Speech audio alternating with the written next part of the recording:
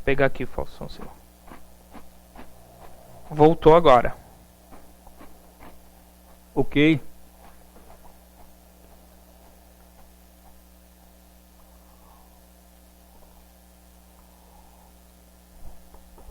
Vamos lá.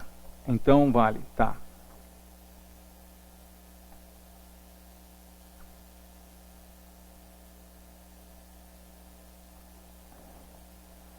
Então, minha gente, Vale está muito parecido com aquele gráfico do EWZ, né?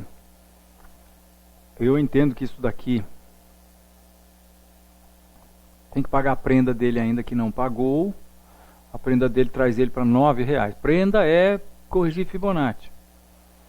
Puxa, mas é uma queda muito grande. Bom, a gente não tem culpa que Vale subiu de 98, que é quando começou esse processo, claramente 8.780% de 98 até 2008. Durante 10 anos subiu isso. Agora, a gente também pode mostrar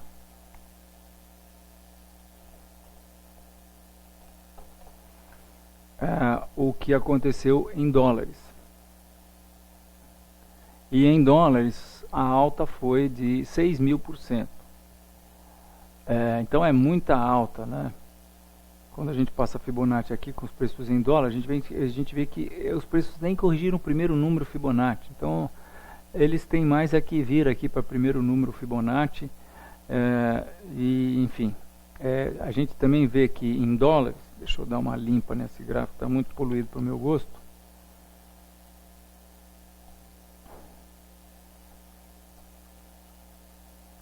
Limpa geral. Vou começar de novo aqui. Gráfico de Vale em dólares. É interessante, dá pra gente pensar em colocar essa reta aí, hein?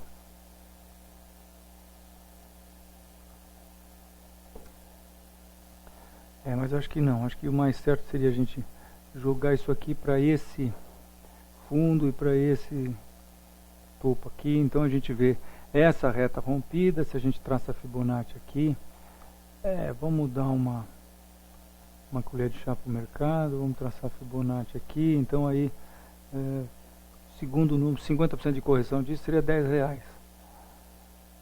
Mas tudo bem, isso é longo prazo, não interessa, vamos ver. E eu estou analisando o Vale em dólar, né? Vamos voltar para analisar Vale sem ser em dólar. Parâmetros não indexa.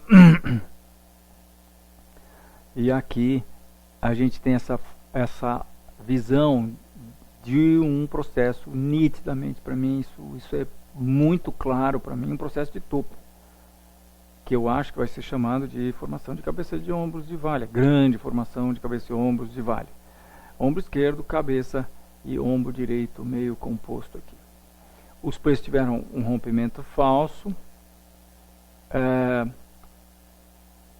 foram para cima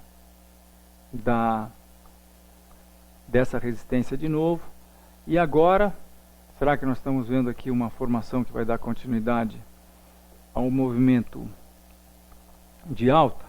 Não sei, mas se esse nível aqui de resistência for rompido, esse é um nível importante.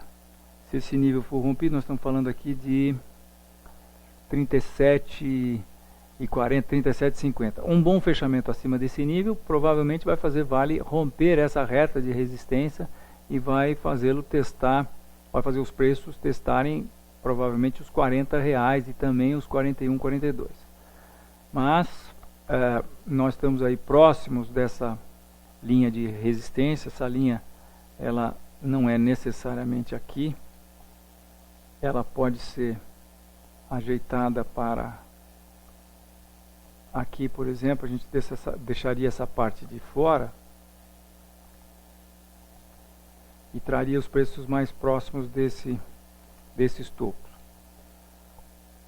Então nós estamos próximos dessa zona de resistência e os preços estão mostrando que estão sentindo isso, né? Ontem nós tivemos uma recuperação, mas anteontem os preços tomaram uma bela de uma patada do urso. Tiveram um dia de baixa, né? Um dia de cão, porque tivemos uma baixa de 1,7 aí em Vale.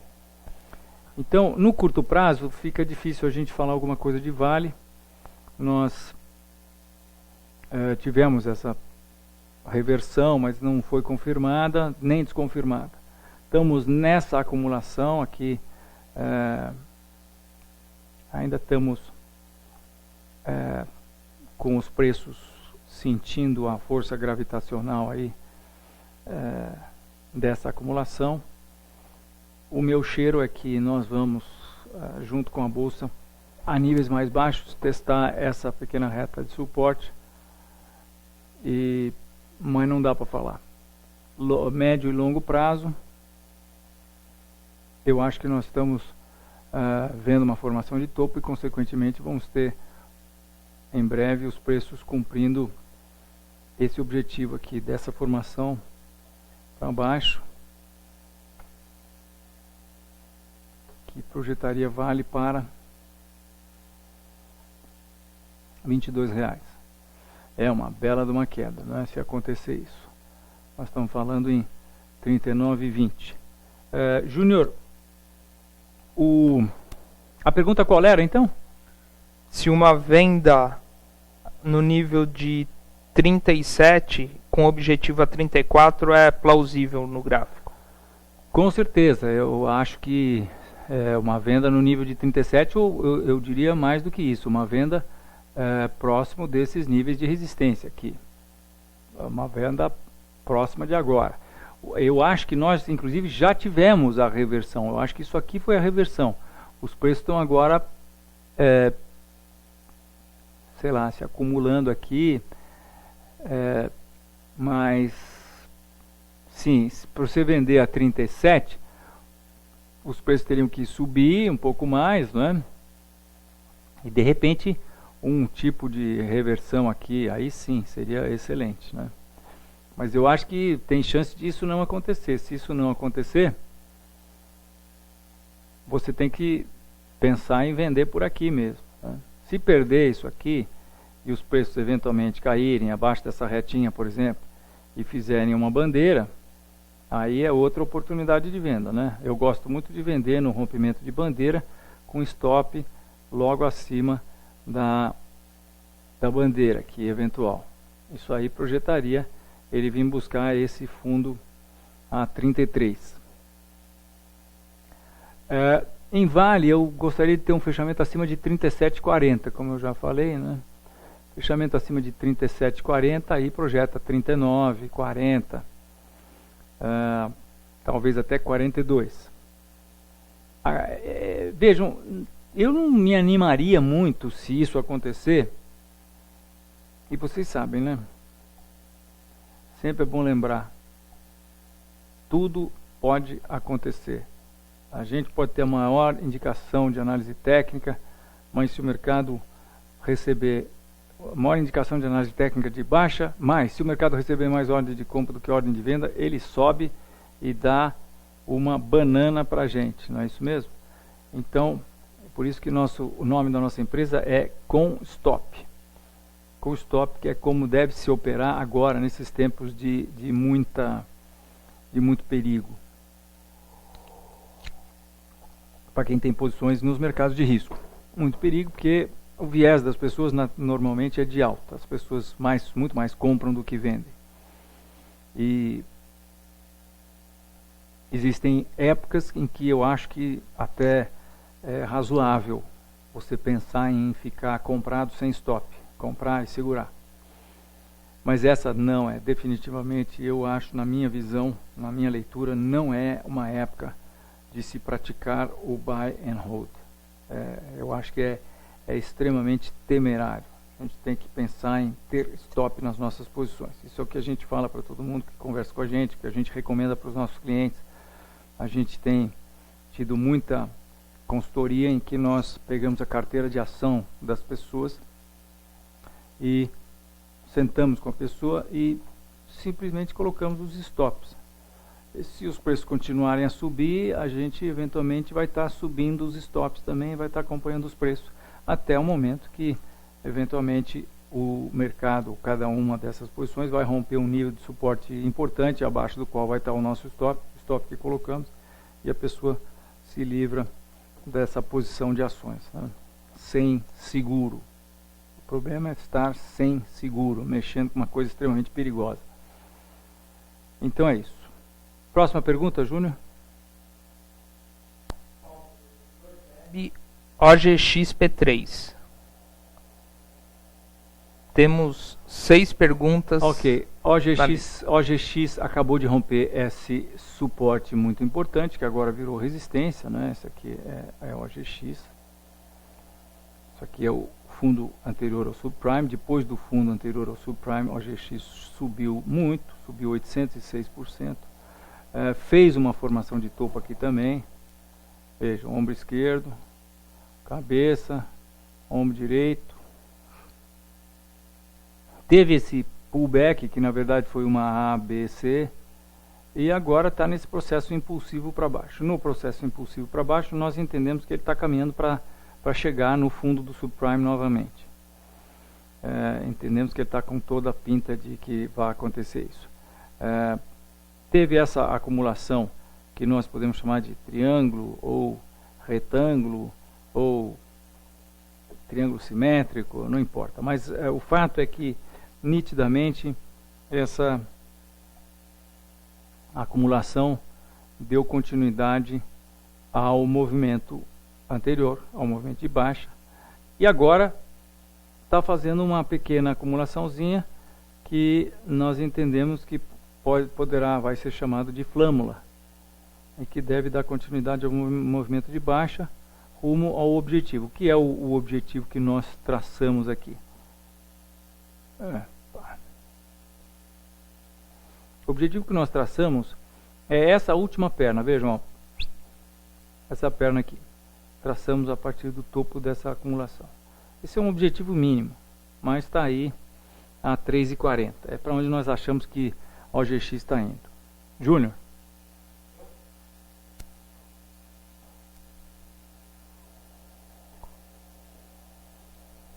Desculpa, Fausto, eu não entendi. Próxima pergunta? Próxima pergunta é do MJ Castro. Se você vê esses novos fundos imobiliários, se eles podem afetar a bolsa? Castro, eu acho que não. Eu só vejo os fundos imobiliários como uma sofisticação do nosso mercado financeiro. Nós estamos criando aí instrumentos para que as pessoas tenham outras opções de investimento. Acho que tem ótimos fundos imobiliários. O Banco do Brasil agora, por exemplo, foi um processo inquestionável, né, de quão bom era como investimento. O Banco do Brasil ofertou 1 bilhão e 500 milhões, ou coisa que eu valha, e na verdade houve procura para 15 bilhões, pois que cada pessoa que quis comprar ficou só com 10%. Eu mesmo apliquei nesse fundo, meu dinheiro, e fiquei com 10%. Então isso foi um sucesso estrondoso. Por quê? Porque 8,5%, que é o que ele está querendo pagar, é muito acima de 7,25%, que é a Selic, né? Selic, eu estou aqui procurando a minha HPzinha 12C, 7,25 menos 15%, não é? Então hoje a taxa de juros do Brasil é 7,25, enter 15% menos, que vem a ser 6,16. De 6,16 para 8 vai um longo caminho, né? Porque, como se sabe, o rendimento que se tem dos fundos imobiliários é isento de imposto de renda, enquanto que o investimento em CDI, em CDB, não é isento. Paga-se 15% se a pessoa ficar com o investimento durante 2 anos. Se ficar com 6 meses, menos que 6 meses é 22,5%, se ficar de 6 meses a 1 ano é 20%, se ficar de 1 ano a 2 anos é 17,5%, e se ficar acima de 2 anos, aí sim é 15% apenas de imposto de renda. Então a comparação é essa, quer dizer, o investimento a 100% do CDI, sabe-se que nem todas as pessoas conseguem 100% do CDI, compara-se com os 8,5% que o fundo do Banco do Brasil estava pagando. É muito mais, né? Se a gente puser aqui 8,5%, o delta percentual, dá 137% acima do CDI. Agora, os fundos imobiliários têm 3 riscos básicos. O primeiro risco é o risco de liquidez. Você, quando compra um fundo imobiliário, você não, apesar dele se chamar fundo e você ter cotas, você não resgata essas cotas. Quando você compra um fundo multimercado ou um fundo de ações, você, a qualquer momento, vai, ou pelo menos é assim que funciona na maioria dos fundos. Alguns fundos dizem que você tem que esperar 90 dias para receber o seu dinheiro, 30 dias, coisa que o vale. Mas normalmente, de qualquer maneira, você resgata as suas cotas. Você vai no administrador do fundo e fala, quero meu dinheiro de volta, aqui as cotas, me dá o meu dinheiro, e ele vai te dar na base do valor da cota daquele dia em que é calculado o valor da sua cota. O fundo imobiliário não, você não resgata a cota, você tem que entender que a cota dele é como se fosse uma ação que é negociada na própria bolsa. Então, o primeiro risco de se comprar fundo imobiliário é falta de liquidez. Se você não tiver liquidez, você não tem para quem comprar, para quem vender. Por exemplo, eu estava vendo um fundo que vai ser lançado daqui a pouco, que a cota é um fundo de 60 milhões. A cota é 1 milhão. 1 milhão, e esse fundo vai ter 60 milhões, 20 milhões vai ser do próprio empreendedor, então vão ser 40 milhões. Então imagine-se que tem 30 pessoas lá que tem esses 40 milhões. Então se você quiser negociar esse fundo, ele tem pouca liquidez. Eventualmente você pode querer vender a sua cota de 1 milhão e não ter quem comprar naquele momento. Como aconteceria isso? Ele pode estar até dando uma boa rentabilidade, mas se isso coincide, a época que você quer resgatar, coincide com o mercado muito em baixa, com um tsunami vindo por aí, eventualmente as pessoas não vão querer perder a liquidez e não vão comprar, então você tem o risco de não conseguir sair do seu investimento. Esse é o primeiro risco. O segundo risco, no caso do fundo imobiliário, e dos fundos imobiliários que eles chamam com imóveis performados. Imóveis performados são aqueles que já estão prontos, no sentido de que já foram construídos, né? Já se comprou o terreno, já se construiu, o imóvel está lá e já está alugado. Então, o segundo risco é de que os imóveis constantes da carteira do fundo percam seus inquilinos. Isso chama-se taxa de vacância. Então, o aumento da taxa de vacância dos imóveis é um grande risco, porque você que estava tendo uma rentabilidade, você vai ter uma rentabilidade menor, porque o fundo não vai estar recebendo aqueles aluguéis, né? Esse é outro risco. E, finalmente, o terceiro risco do fundo imobiliário, dos principais, né? Tem um monte de riscos lá que pode pegar fogo no imóvel, o cara esqueceu de fazer seguro, mas isso são coisas que a gente não... são excepcionais. Mas o terceiro risco, e mais sério de todos, é o risco de oscilação de preço, porque é muito bonito se você está ganhando 8,5%, mas se você botou 100 mil reais, e daqui a pouco, por uma razão ou por outra, você vai precisar do dinheiro, e você, quando for vender o fundo, você vai vender por 90, quer dizer, não adianta nada você ter ganho aquela rentabilidade a mais se você perdeu no principal, né? A gente tem que pensar no juro, mas tem que ficar de olho no principal. O principal é muito mais importante do que o juro, né? O principal é o nosso capital. Então, no caso do Banco do Brasil, desse fundo, eu estou citando ele porque eu acho que realmente foi algo que aconteceu aí agora. Ele vai entrar em negociação dia 12 agora, de dezembro, vai entrar em negociação na Bolsa. Então, no caso do Banco do Brasil, o primeiro risco, que é o risco de liquidez, é quase nulo, porque as cotas são de R$100, embora era preciso R$2.000 para entrar, no mínimo, né? Mas as cotas são de R$100. 1 bilhão e 500 milhões divididos em parcelinhas de R$100. Quer dizer, vai ter muita gente, milhares de pessoas que compraram isso, mais outras milhares que vão querer comprar depois, foi esse estrondoso sucesso. Provavelmente a ação vai subir bastante no lançamento.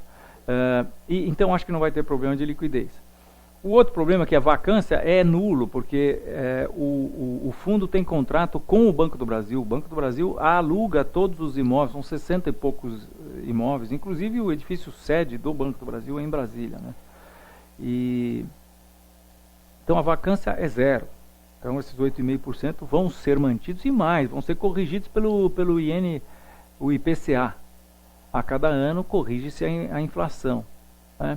E finalmente a gente cai no risco que talvez tenha a ver conosco aqui, que é o risco de oscilação de preço. Para isso, hoje em dia, nós temos como monitorar. Isso é o que nós estamos fazendo para os clientes que nós pusemos nesses fundos, tá? Nós pusemos, explicamos os riscos para os nossos clientes e então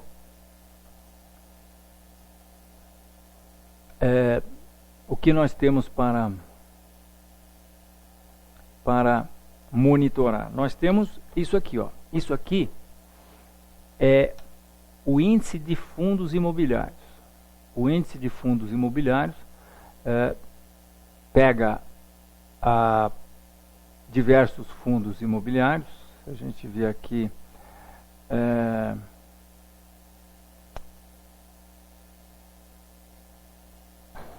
vamos ver se a gente já tem aqui, não temos ainda, mas a gente tem aqui, ó, suporte no Terminal Enfoque. A gente tem essa pesquisa código, que é algo que eu gosto bastante, até porque foi cria minha isso aqui dentro do Enfoque. Mas a gente tem aqui, ó, você pode pesquisar códigos por mercado, por bolsas. Então se a gente vai pesquisar código por bolsas nacionais, Ibovespa. Então a gente está pesquisando códigos de ativos na Bovespa, e aí você tem empresas listadas, setores da Bovespa, índices de ações. Opa, índices de ações, é isso que eu quero. Aí se eu clico em índices de ações, a gente vai para todos os índices, vejam só. E inclusive o índice de fundos imobiliários, que é esse IFIX, tá? Chama-se IFIX. Aí a gente vai correndo no IFIX aqui, e a gente vê aqui que tem essa coluna de ir para. Ir para, a gente pode ir para o gráfico de longo prazo, pode ir para o gráfico de longo prazo, gráfico intraday. Aqui a gente tem metodologia de cálculo e composição da carteira. Eu estou clicando em composição da carteira e agora a gente tem aqui a composição da carteira dos índices imobiliários. Então vocês vejam que a carteira do índice é composta por todos esses fundos aqui. Então é como se fosse um índice Bovespa, só que em vez de índice Bovespa é o índice das ações, índice dos fundos imobiliários, tá? Então é isso que eu estou mostrando aqui. Então, isso a gente vê que está numa tendência de alta. Não temos muito histórico ainda, mas a gente pode, acho que já dá para traçar isso aqui. Então é ficar de olho, né? Vamos torcer para que essa reta tenha muitos outros pontos e que nos dê uma reta confiável. E aí, à medida que eventualmente a gente identifique que esta tendência de alta dos fundos imobiliários começar a reverter, a gente pode pensar em sair fora das posições de fundo imobiliário, né? Além disso, nós temos esse outro índice, que é o índice do setor imobiliário. Ué, por que está tão pouco isso aqui? Porque está no de março. Estava desde 2011 aqui, agora não. Agora nós temos ele desde 2008.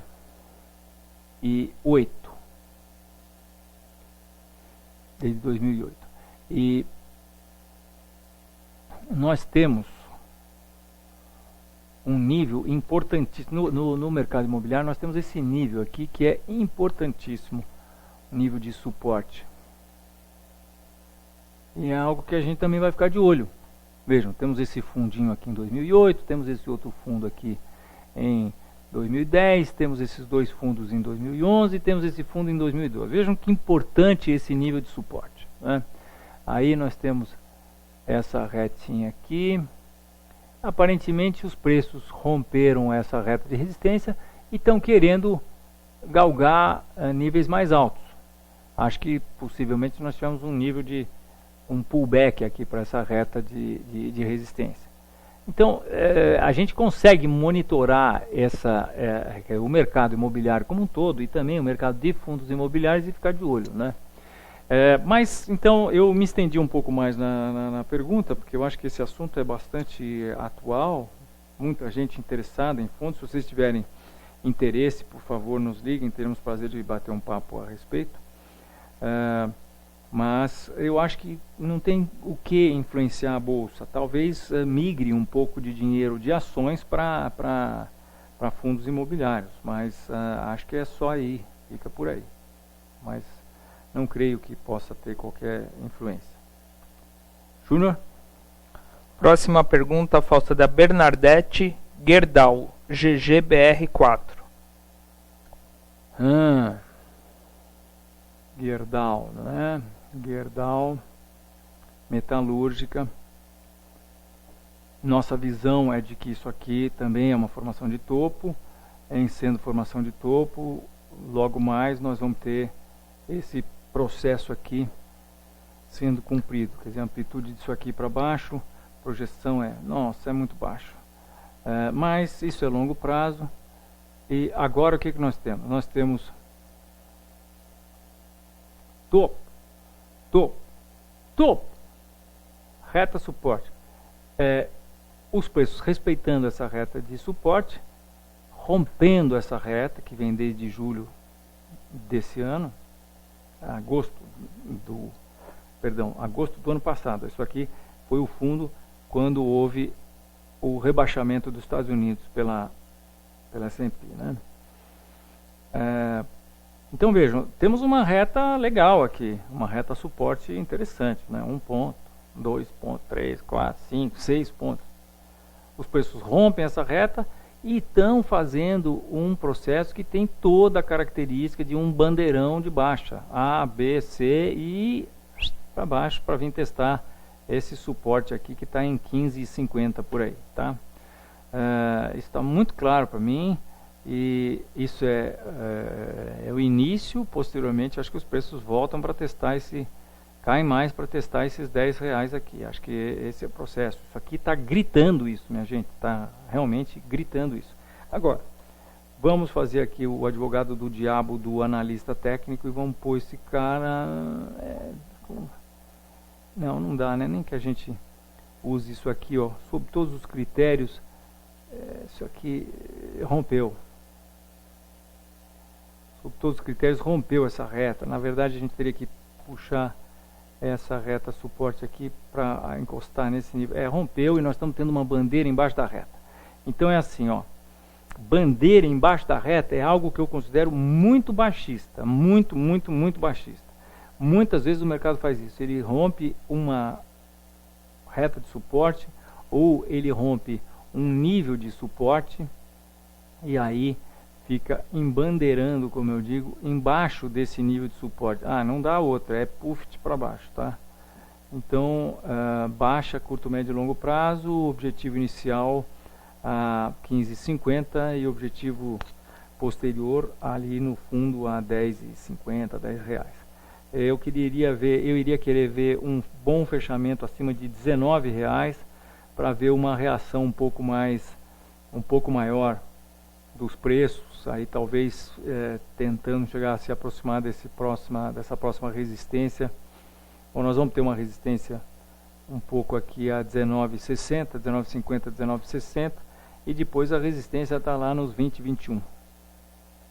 Mas não é o que eu acho que vai acontecer. Eu acho que os preços agora, essa semana, possivelmente vão romper esse suporte a 17,60 e o eventual rompimento do suporte a 17,60, 17,50, eu acho que nos daria uma boa oportunidade de venda, né, com stop logo acima desse nível aqui, venda aqui, e aí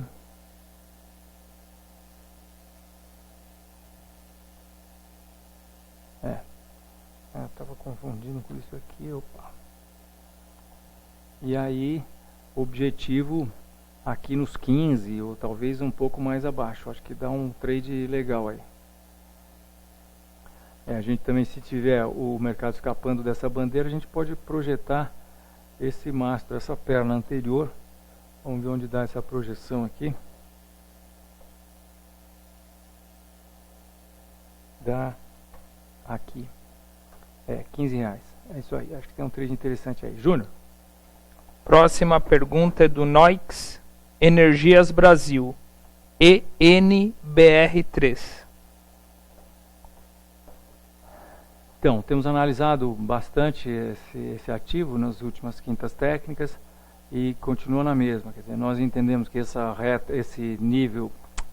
tendência de alta foi rompida sobre todos os aspectos. Temos até duas retas traçadas aqui, ele teria rompido ambas. E entendemos que esse processo é uma acumulação que deve dar continuidade à baixa. No curto prazo, deve dar continuidade à baixa, trazendo os preços aí para esse suporte a 10,50. No curto prazo, a gente está vendo aí uma coisa que até pode se assemelhar com topos consecutivamente mais baixos e fundos aí mais ou menos no mesmo nível. Então um bom fechamento abaixo de 11,90, eu acho que colocaria uma pá de cal nesse processo, confirmaria isso aqui como um triângulo descendente e projetaria inicialmente essa amplitude do triângulo para baixo.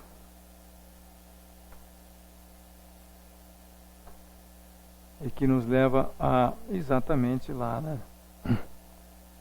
Nos leva aí os 10,70, 10,60. Que é esse fundo aqui, não, na verdade eu tinha falado 11,20, né? 11,20. Fausto, me desculpe, ele só pediu para ser no mensal, eu esqueci de te passar. Pois não, no mensal, vamos ver o mensal. Mensal não muda muito não. Nós temos aqui cotações desde 2005.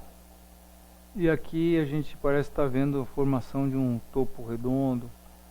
Mas a gente vê a mesma coisa, né? A gente está vendo aqui essa tendência sendo rompida. A tendência rompida, a gente pode traçar Fibonacci. Aí a gente constata que Fibonacci está 9,50, primeiro número Fibonacci. 9,50 é para onde eu acho que o mercado está indo. Vai dar uma parada aí nos 11,60, nos 10,70, que é esse suporte aqui. Mas vai mais para baixo. E aqui o que a gente está vendo, na minha interpretação, é baixa e uma pequena acumulaçãozinha aqui, né? Temos que esperar esse mês, isso aqui é só o começo desse mês, mas acho que grandes chances de nesse mês a gente já ter o mercado fechando abaixo desses níveis de suporte aqui. Júnior. Próxima pergunta é do RG Trader PDG. PDG R3. R3? R de Rafael. Ok. Então, chegou num suporte bastante importante, né? Depois de ter feito essa formação de topo. Vejam, de novo, uma formação de topo daquelas que eu mostrei para vocês que acho que é o que está acontecendo no Ibovespa. Ocorrido, né? Nessa ação do ramo imobiliário. Formação de topo, estão vendo? E formação de cabeça e ombros, o que a gente pode fazer? A gente pode projetar a amplitude. E chega lá? Chega, hein? Chega lá, isso aqui é uma das coisas mais tranquilas de acontecer na análise técnica, e muitas vezes ele dá truco e vai e atinge duas vezes o objetivo da formação de cabeça e ombros, que já era uma barbaridade, né? Porque do topo ao fundo aqui nós estamos falando de uma amplitude de 45%, 46%. Então, ele caiu depois de romper a formação de cabeça e ombros, os 45% e os 46%, e vai cair mais uma vez até o fundo aqui, outros 40 e tantos por cento. Bem, essa acumulação aqui, eu acho que está com toda a cara de que vai dar continuidade ao movimento de baixa. Nós como é que nós vamos chamar isso aqui? Acho que já está difícil imaginar que isso aqui é um fundo, né? Eventualmente, muita gente pensou tratar-se de um fundo duplo aqui. Mas não foi fundo duplo. Ele fez que foi, não foi. Isso aqui eu acho que a gente tem um nível de resistência. Esse e esse estão tecnicamente no mesmo nível. E aqui a gente tem outro, eu acho que nós vamos chamar isso aqui de retângulo. E esse retângulo, eu quero crer que vai dar continuidade à baixa, projetando aí R$2 inicialmente. Entretanto, a movimentação aqui tá difícil, né? Parece uma bandeira de alta. Então, eventualmente, a julgar também pelo fechamento de hoje nas máximas do dia, isso aqui possa fazer os preços subirem até a próxima resistência a 3,70. E aí, se for rompido os 3,70, nós vamos para 4,30. Porém, se essa configuração de hoje se descaracterizar, por exemplo, se nós tivermos uma reversão do tipo amanhã os preços de repente abrem cá em cima e depois fecham lá embaixo, pronto, eu acho que é o que basta. Isso vai ser um grande sinal no sentido de que isso aqui foi só uma bandeira de baixa e que aí nós podemos esperar que o embalo que ele vai pegar dê forças para romper esse nível. Rompendo esse nível é essa projeção aqui para baixo, tá? Isso aí. Júnior. Última pergunta, Fausto. É do Elias. Ele faz um comentário que tem muitas empresas em tendência de alta, como as empresas voltadas para consumo interno. Graficamente elas estão imunes à correção mais forte do Ibov? Não tem nada imune. Eu aprendi uma coisa com o meu amigo Ian Rich. Sentávamos numa mesa de café, operando na corretora Souza Barros, depois na corretora Baluarte. E isso lá nos idos de 1980 e poucos. E aprendi o seguinte com ele: quando dá geada no café, qualquer pozinho preto vira café. Ele queria dizer, na verdade, que deu geada no café, porque, como se sabe, as commodities são cotadas em vários meses do futuro, né? Então são vários contratos, são vários ativos. Cada ativo é um mês futuro de entrega da mercadoria.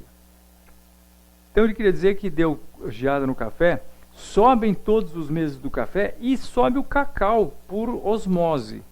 E ele dizia, qualquer pozinho preto vira café. Sobe café bom, sobe café ruim, sobe café embarcado aqui, sobe café nos Estados Unidos, sobe café FOB, café CIF, café tudo. Tá? Se vier o tsunami, ou se a Bovespa entrar na sua onda C mais claramente, eu acho, como tenho dito aqui, que ela já está faz tempo, né? Se vier, vocês não tenham dúvida que o setor que vocês estão falando, que você está falando, que é o setor de consumo, vai sofrer. E vai sofrer muito, porque ele subiu demais, né? É simples, se vier o que eu acho que vem aí, acaba a liquidez. Acabando a liquidez, o consumo vai ser muito afetado, porque, e aqui eu estou mostrando o gráfico eu estou mostrando o gráfico do índice de consumo, tá? ICOM. Nós estamos com ele nessa tendência de alta. Isso aqui é o fundo do subprime, né? Nós temos que imaginar que tem o topo lá e ele começou lá embaixo, né? Bem mais para baixo aqui. Muito bem. Então, nós estamos aí na alta posterior ao fundo do subprime. O consumo realmente teve um desempenho muito bom, subiu 250%. Agora, eu já estou vendo aqui um processo em que ele está cansando. Ó, ele está, depois de ter tido uma alta definida, eu estou vendo um processo em que ele está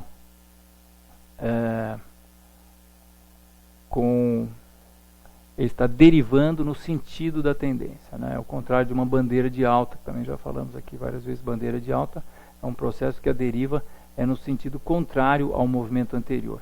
Esse aqui é no sentido do movimento anterior. Isso mostra a perda de força desse movimento.